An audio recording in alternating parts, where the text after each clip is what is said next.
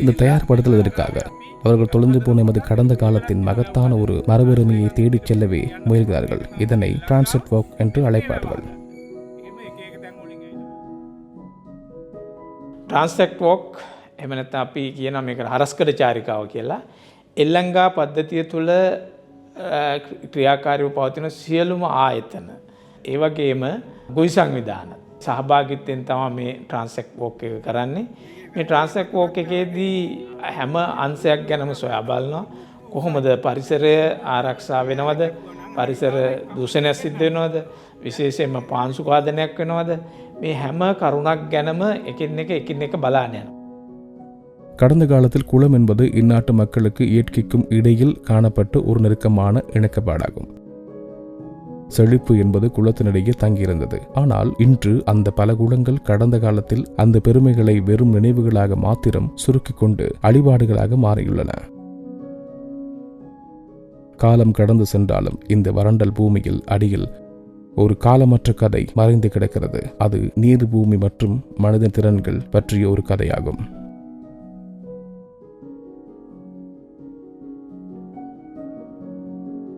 இரண்டாயிரம் ஆண்டுகளுக்கு முன்பே உலர்வலை விவசாயத்தை அடிப்படையாக கொண்ட எமது முன்னோர்கள் இயற்கையாக பாய்ந்து சென்ற நீர்வழிகளை ஆங்காங்கே மறுத்து ஒரு நிலையான கிராமிய குளத்தொகுதியை உருவாக்கினார்கள். இன்று நாம் எல்லங்கா என அழைப்பது அதையாகும்.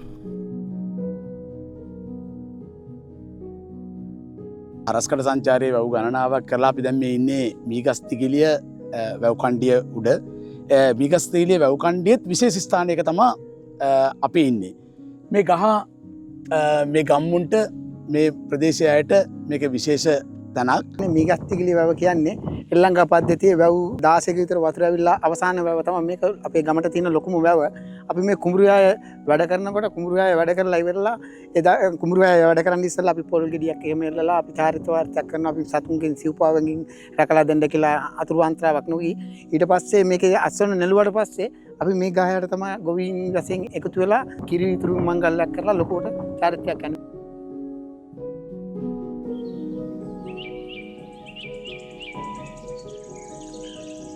விவசாய வாழ்க்கையை உரிமையாக கொண்டது எமது முன்னோர்கள் நீரை புனிதமான ஒன்றாக கருதினார்கள்.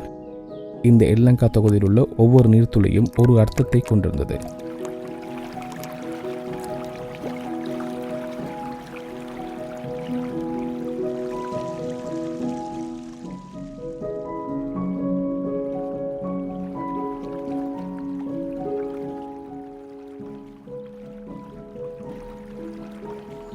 ஒரு குளம் இருந்த பின்னர் அதில் உள்ள மேலதிக நீர் மற்றும் ஒரு குளத்திற்கு பாய்ந்து சென்று அவ்வாறு செல்லும் போது இருபுறம் உள்ள வாய்க்கால்களையும் போஷித்து காடுகளையும் கிராமங்களையும் உயிர்ப்பித்தது.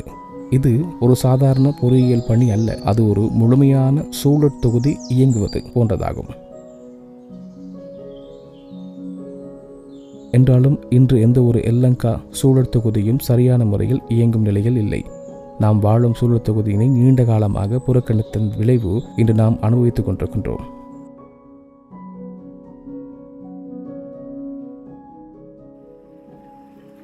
எல்லங்கா நீர்ப்பாசன முறையானது பண்டைய கால கிராம மக்களால் உருவாக்கப்பட்ட ஓர் அபிவிருத்தி பணியாகும்.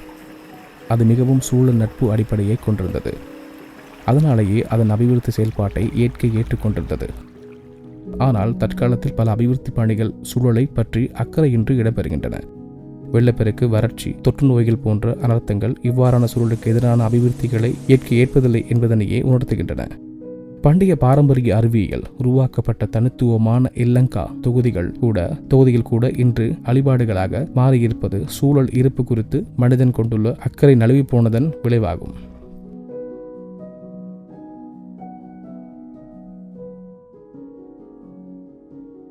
ශ්‍රී ලංකාවේ කොටස් වර්තමාන වෙනකොට හුඟක් දුරට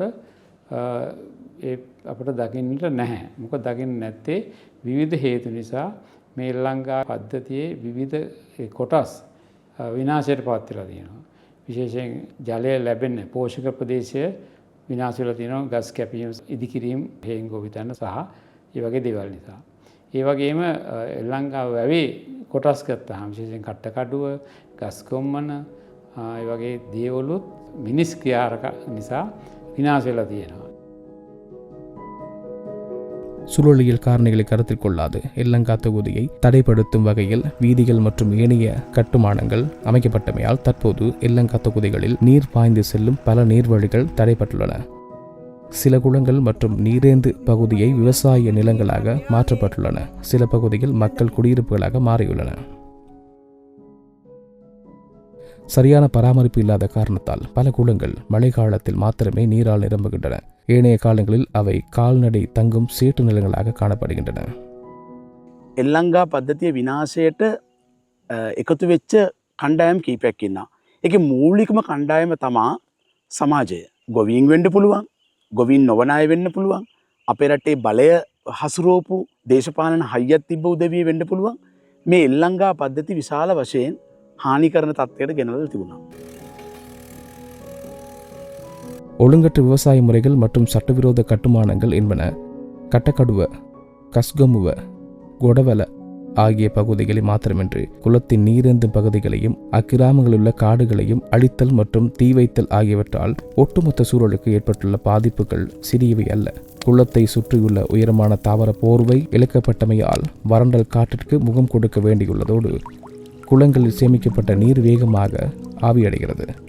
மறுபுறம் சோளம் போன்ற பயிர்களுக்காக நிலத்தை ஆழமாக தோண்டுவது போன்ற காரணங்களினால் பாரிய மண் அரிப்பு ஏற்பட்டுள்ளது.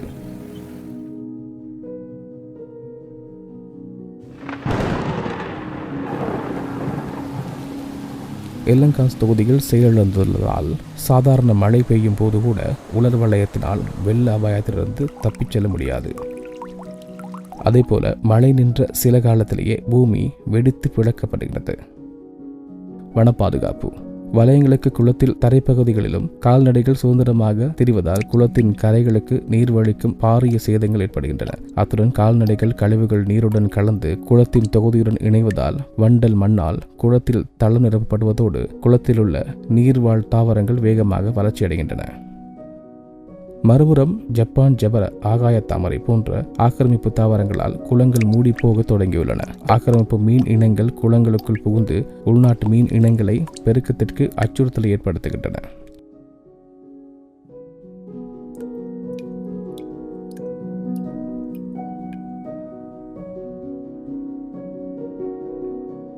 பண்டைய குளங்களில் காணப்பட்ட கஸ்கொம்மன, கட்டக்கடுவ, கொடவல, இஸ்வெட்டிய, திஸ்பம்பிய போன்ற விசேட அங்கங்கள் சிதைவடைந்துள்ளமையால் வண்டல் மண் மற்றும் ஏனைய கழிவுகள் குளத்து நீருடன் கலக்கின்றன.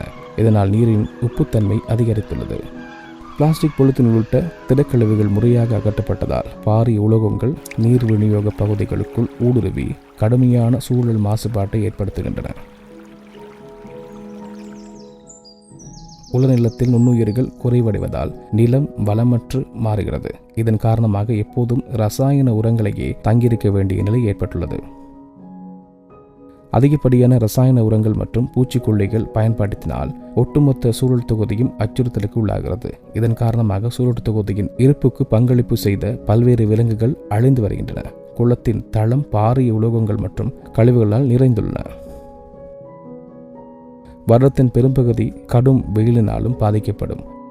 உலர் வலயத்தின் வாழும் மக்கள் ஒரு மகிழ்ச்சிகரமான வாழ்க்கை முறையை ஏற்படுத்தி கொடுக்க அன்று இந்த எல்லங்கா தொகுதியால் முடிந்தது. மனிதர்கள் மாத்திரமின்றி விலங்குகள் மற்றும் தாவரங்களுக்கும் பொருத்தமான வாழ்விடங்களை வழங்க இது உதவியது. ஆனால் இன்று அவை அனைத்தும் ஒரு சோகமான சவாலாய் எதிர்கொள்கிறது.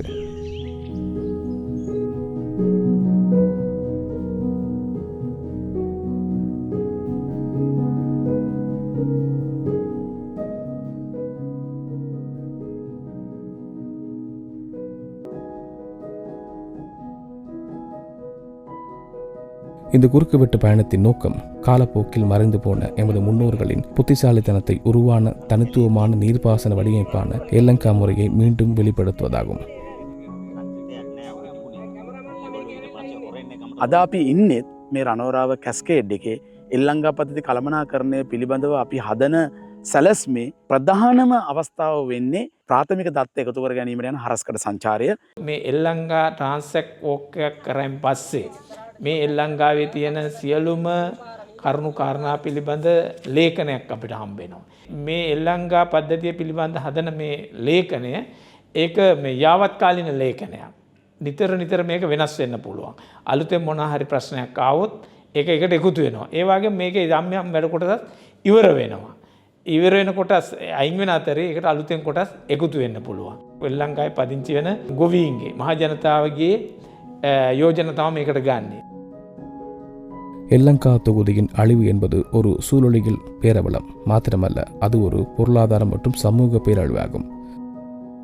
போதிய அளவு நீர் இல்லாத காரணத்தால் விவசாயிகள் தமது அறுவடைகளை இழக்கின்றனர். சில விவசாயத்தை கைவிட தூண்டப்படுகின்றனர். இது நாட்டின் உற்பத்தி பொருளாதாரத்தில் மோசமான பாதிப்பை ஏற்படுத்துகிறது. ஒட்டுமொத்த மனித குலத்திற்கும் பயனுள்ள ஒரு பண்டைய உற்பத்தி செயல்முறை என்றென்றும் புதைந்து போய் கொண்டிருக்கிறது. අපි දේශගුණික සූරු වාරි කෘෂිකර්ම ව්‍යාපෘතිය විදියට වැව් එල්ලංගා පද්ධතිය විනාශ මුඛයට යමින් තියෙන අවස්ථාවේදී මේක කොහොමද නැවත යථාවත් කරන්නේ කියන උත්සාහයේ ඒ ප්‍රයත්නය තමයි අපි ව්‍යාපෘතියක් විදියට නියැලෙමින් ඉන්නේ. අවුරුදු 5කට 8කට 10කට සැරයක් වැව් ප්‍රසංස්කරණය කිරීම තමයි අපේ රටේ සිද්ධ වෙන්නේ. හැබැයි මේක තිරසාර කරන්න නම් නැවත මේ එල්ලංගා පද්ධතිය ශක්තිමත් කරන්න ඕනේ.